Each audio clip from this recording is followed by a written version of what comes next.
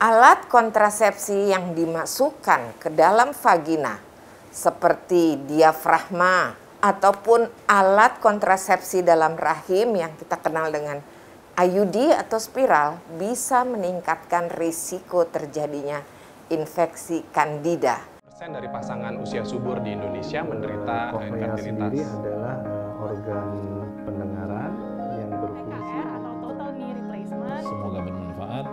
Salam sehat.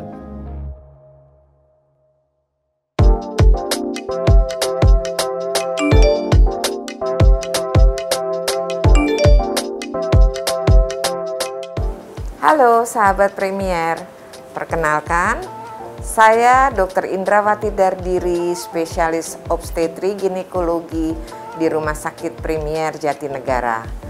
Pada kesempatan kali ini, yuk kita berbincang sedikit mengenai infeksi jamur pada vagina.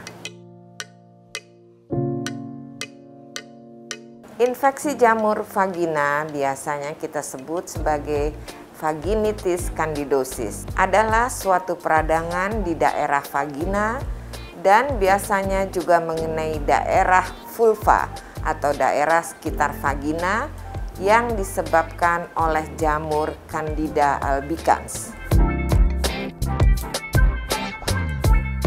Penyebab vaginitis candidosis atau vulvovaginitis candidosis adalah jamur spesies Candida yang menyebabkan peradangan atau inflamasi pada daerah vulva dan vagina.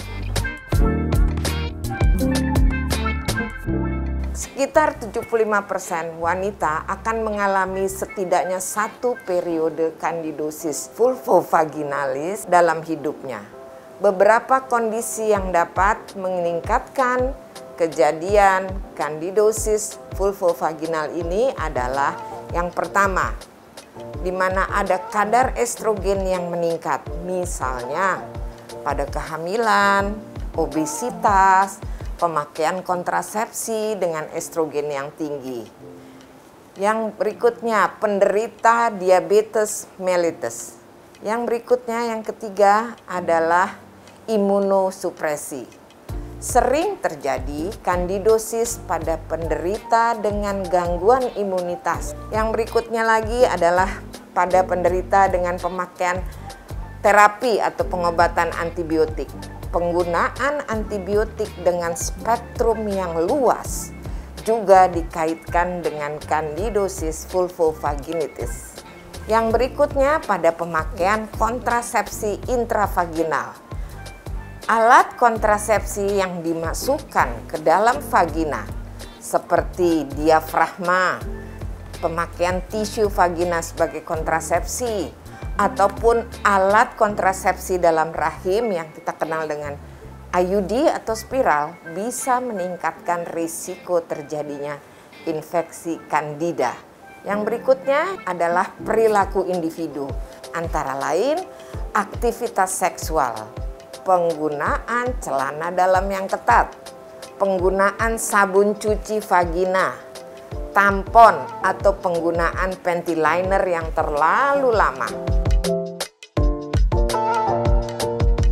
Dengan gejala umum, gatal, sensasi terbakar pada area vulva, disertai tanda eritema atau kemerahan, sedikit bengkak, nyeri, keputihan seperti keju atau santan atau yang biasa kita sering sebut cottage cheese-like. Terus kemudian dyspareunia, yaitu nyeri saat berhubungan badan, dan dysuria, nyeri saat berkemih. Derajat keparahan terdiri dari iritasi ringan, berat, persistan, dan kambuh.